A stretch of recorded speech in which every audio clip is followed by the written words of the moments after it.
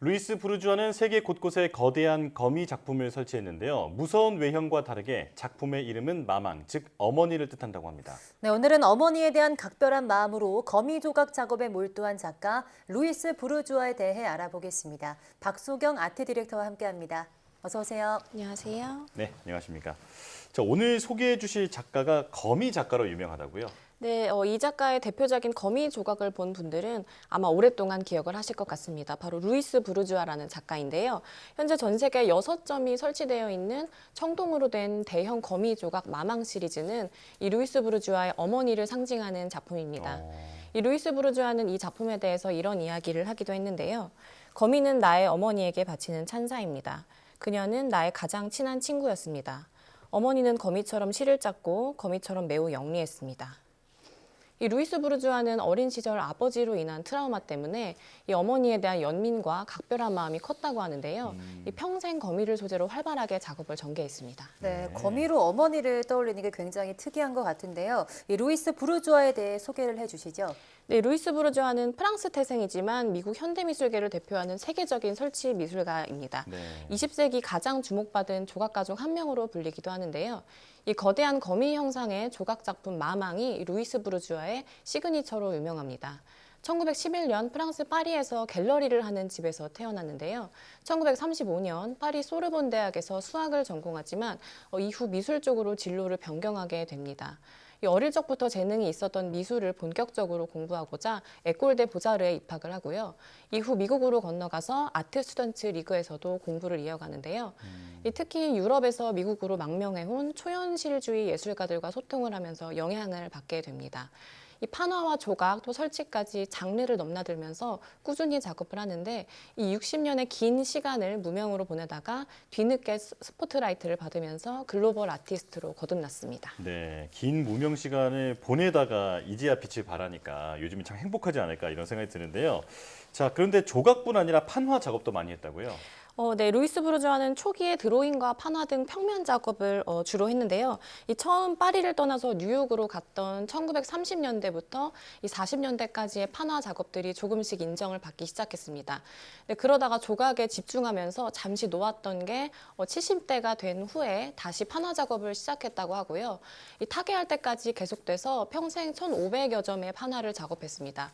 이 부르주아는 1990년에 자신의 모든 판화 작업들을 뉴욕 현대미술관에 기증을 하게 됐습니다. 네, 그런데 이런 루이스 부르주아의 어린 시절의 트라우마가 직접 작품에서 보인다고요? 네, 맞습니다. 이 부르주아가 어린 시절 아버지로 인한 트라우마가 생기게 되는데요. 이 아버지의 외도를 직접 목격하고 또 그 일을 오랜 시간 동안 묵인하면서 참아왔던 이 어머니의 모습을 지켜보면서 자라게 됩니다. 네, 그렇게 마음고생하던 어머니가 이른 나이에 또 세상을 떠나게 되면서 이 부르주아의 마음에는 아버지에 대한 실망과 또 분노가 커지게 되는데요. 네. 이런 내면적인 아픔을 작품으로 끊임없이 풀어내게 됩니다. 이 작업으로서 자신의 상처를 치유하고 또 불안을 없애기 위해서 필사적으로 노력했다고 하는데요. 이 부르주아는 예술이라는 도구로 자신의 정체성이나 또 분열된 가족의 문제 등을 직면하고 해결할 수 있다고 생각했습니다. 이 뉴욕타임즈는 루이스 부르주아의 작업에 대해서 부드러움과 폭력, 또 수용과 반항, 양면성과 신념이 가득 차 있다라고 평가하기도 했습니다. 네. 자, 그렇다면 루이스 부르주아의 시그니처 작품인 거미 작품에 대해서 자세히 알려주시죠. 네, 이 루이스 부르주아의 거미는 앞에서도 제가 이야기를 했듯이 작가 본인의 어머니에 대한 감정 외에도 어떤 자신의 불안한 내면의 심리를 상징을 하기도 합니다. 네. 1947년 드로잉 등으로 자주 그렸던 거미를 1990년대 후반부터 조각으로 작업하기 시작하는데요. 청동으로 만든 대형 거미 설치 조각 마망 시리즈가 가장 잘 알려져 있습니다. 이 마망 시리즈는 높이가 9m, 또 지름이 10m가 넘는 굉장히 대형 작품인데요. 네. 이 청동과 스테인리스 스틸 또 대리석으로 만들어졌습니다. 이 거미의 몸통은 청동으로 만들어졌는데 이 몸통에 있는 주머니에는 대리석으로 만든 알 32개가 들어 있습니다. 이 부르주아는 이 거미 조각에 대해서 이 자기 배에 품은 알들을 보호하기 위해 강인한 모성애를 보이지만 상대적으로 가늘고 약한 다리는 상처받기 쉬운 여성의 불안한 내면을 암시한다라고 이야기했는데요.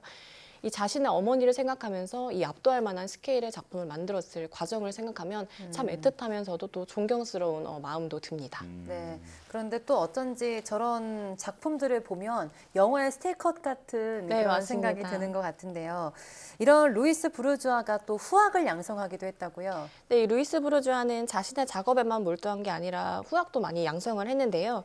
1973년 프렛 인스티튜트와 또 쿠퍼 유니온, 또 브루클린 컬리지, 또 뉴욕 스튜디오 스쿨 등 유수의 기관에서 학생들을 가르쳤습니다. 또 뉴욕의 스쿨 오브 비주얼 아트와 또 롱 아일랜드의 공립 학교에서도 수년 동안 판화와 조각 등을 가르쳤는데요. 이 가르치면서도 동시에 자신의 작업에 대해서도 재료를 사용하는 방법이라던가 또 연구 등을 꾸준히 이어나가면서 깊이를 더했다고 합니다. 네. 자, 그런가 하면 젊은 예술가 학생들과 함께 모임을 열었는데 그 모임 이름이 아주 독특하다면서요? 네, 맞습니다. 이 루이스 부르주아가 1970년대 초에 첼시에 있는 본인의 집에서 모임을 여는데요. 왜 살롱 문화라고 하죠. 그 예술가뿐만 아니라 다양한 분야의 사람들을 모아서 활발하게 또 비평을 하고 토론하는 모임을 만들게 됩니다. 이 모임의 이름은 일요일 피의 일요일이었는데요. 이 모임에는 특히 젊은 예술가와 학생들이 가득 차 있었다고 하고요. 이 루이스 부르주아가 이 예술가들에게 비평을 하는 시간이었다고 합니다. 다소 무자비하게 비판했다고 해서 피의 일요일이라는 모임명이 붙었다고 하고요. 이 거기에 부르주아 특유의 어떤 건조한 유머 감각 같은 것이 더해져서 많은 영감을 주는 모임이었다고 합니다. 네. 또 이 루이스 부르주아가 60여 년의 긴 시간 동안 또 무명 작가였다고 들었는데요. 이 작가 인생은 어땠을까요?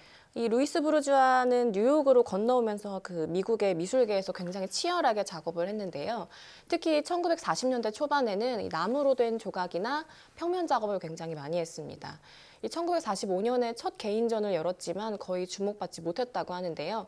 이 비슷한 시기에 패기 구겐하임의 여성 예술가 전시 단체전에 참여를 하기도 하고 또 1954년에는 동시대 주목받는 작가들과 함께 전시를 하기도 했습니다. 특히 마크 로스코와 잭슨 볼록, 또 윌렘 드 쿠닝 등 유명한 작가들과 교류를 하기도 했는데요. 이 시기부터 청동과 대리석, 또 석고 등으로 작업을 하기 시작하거든요. 네, 그렇게 루이스 부르주아에게 제2의 고향인 미국에서도 인정을 받으면서 1982년 여성 최초로 뉴욕 현대미술관에서 회고전을 여는 등 최고의 명성을 얻게 됩니다. 또 1999년에는 이 베니스 비엔날레에서 황금사자상을 수상하기도 했는데요. 이 자신의 나이나 위치 등에 얽매이지 않고 끊임없이 노력해서 평생을 자신의 길을 걸어간다는 점이 대단한 것 같습니다. 네. 자, 오늘은 거미 작품 마망으로 유명한 루이스 부르주아를 만나봤는데요. 이 작품을 직접 한번 보고 싶다는 생각이 드는 시간이었습니다. 자, 박수경 아트 디렉터와 함께했습니다. 고맙습니다.